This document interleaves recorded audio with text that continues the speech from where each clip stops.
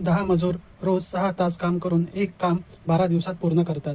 तेच काम 20 मजूर रोज 9 तास करून किती दिवसात पूर्ण करतील?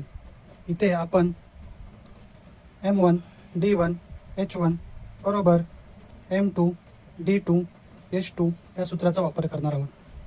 M1 म्हणजेच मजूर, D1 म्हणजेच दिवस, तर H1 म्हणजेच तास. आपल्याला प्रश्नामध्ये दिलेले आहे की 10 मजूर रोज 6 तास काम करतात आणि 12 दिवस, म्हणून दिवस 12 आणि 6 तास काम करतात. तसेच ते काम पूर्ण करण्यास 20 मजूर D2 काढायचे आहे, 9 तास काम करतात. आपण इथे 20 आणि 9 गुणिले आहे, बरोबर चिन्हाच्या डाव्या बाजूला आल्यास ते भागिले होणार, म्हणून 10 गुणिले 12 गुणिले 6 भागिले 20 गुणिले 9. इथे शून्याला शून्य कॅन्सल केले, बे एके बे, बे त्रिक 6, 3 एके 3, 3 त्रिक 9. 3 ने 12ला भागल्यास 3 एके 3, 3 चौक 12 बरोबर D2, म्हणून D2 बरोबर 4 दिवस.